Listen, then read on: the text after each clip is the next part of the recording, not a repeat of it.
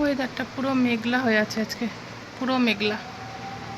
আর এই যে গুলটুস রেডি হয়ে গেছে পড়তে যাবে বলে, কালকে এক্সাম আছে। আর আজকে হচ্ছে রথ, সবাইকে রথসজ্জার শুভেচ্ছা জানাই। তো আমরা তো রথে যাই না, রথের মেলাতে হয়তো পরে গেলেও যেতে পারি, কিন্তু এখন আমরা রথে যাই না, রথের দিন আর যাই না আমরা। গতবারও গেছিলাম রথের মেলাতে, তো রথ খোলাতে, রথের মেলাতে। তো দেখি যদি কখনো কোনো এই সপ্তাহের মধ্যে মেলায় যেতে পারি, অবশ্যই নিয়ে যাবো।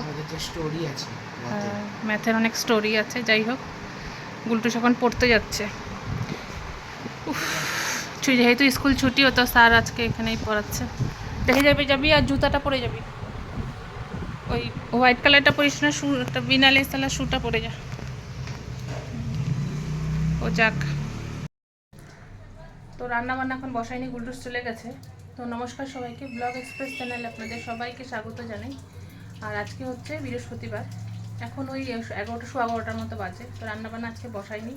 আজকে তো বৃহস্পতিবার, সাধারণত আমাদের আমিষই থাকে। তো আজকে বললো যে নিরামিষ করতে, নিরামিষই করবো। তো বললাম, জিজ্ঞাসা করলাম কি রান্না করবো, বললো খিচুড়ি করতে। তো দুপুরে তো খিচুড়ি করবো না, কারণ গুলটুস তো খিচুড়ি খায় না। তো ভাবছি দুপুরে সেদ্ধ ভাত করবো আর হচ্ছে খিচুড়িতে খাওয়ার জন্য নিরামিষ তরকারিটা করে রাখবো। আর ভাজা তো করতে হবেই। তো যখন রান্না নাই, তো কয়েকটা জিনিস ভাবছি করবো। আটাটা মেখে রাখি, আটা মাখাটা শেষ হয়ে গেছে। আমি অল্প করে আটা মেখে রাখি। তো এই যে এখানে হচ্ছে বিটটাকে একটু গ্রেট করে নিই। আজকে বিটটা সেদ্ধ করে ওটা দিয়ে আটাটা মাখবো। তো বিটটা সেদ্ধ করে ওটা দিয়ে আটাটা মাখবো, তো ওর জন্য করেই রাখি।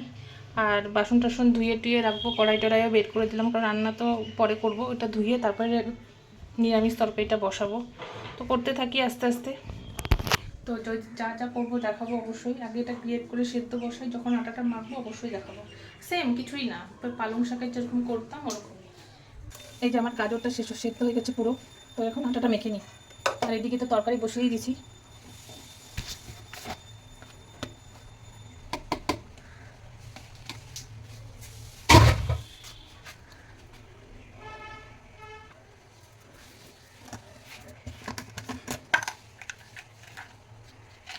দিব একটু লবণ,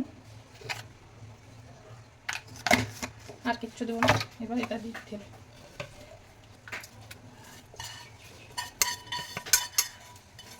যদি জল লাগে পরে তখন আবার জল দেবো। এটা দিয়ে আগে একটু মেখে নিই। আমার মনে হচ্ছে আর জল লাগবে না। যেই জলটা দিয়ে আমি সিদ্ধ করছিলাম, ওই জলটা দিয়ে আমি এটা মাখলাম। জলটা পুরোটাই ঢেলে দিয়েছিলাম। তো আমার মনে হচ্ছে আর জলটা লাগবে না। ঠিক আছে, মেখে টেকে নিয়ে আপনাদের একবারে দেখাবো। এই যে আমার আটাটা পুরোটাই মাখা হয়ে গেছে, যে লাল লাল একদম। আমার হাতও পুরো লাল হয়ে গেছে, এই যে পুরো লাল। তো ঠিক আছে, এটা একটু গরম আছে, কারণ জলটা একটু গরম ছিল, সেই জন্য এখন আর ফ্রিজে রাখবো না, একটু পরে রাখবো। একটু ঠান্ডা হয়নি, তারপরে ফ্রিজে রেখে দেবো। এটা এই যে একদম ক্লে মনে হচ্ছে, তাই না? লাল কালারের ক্লে।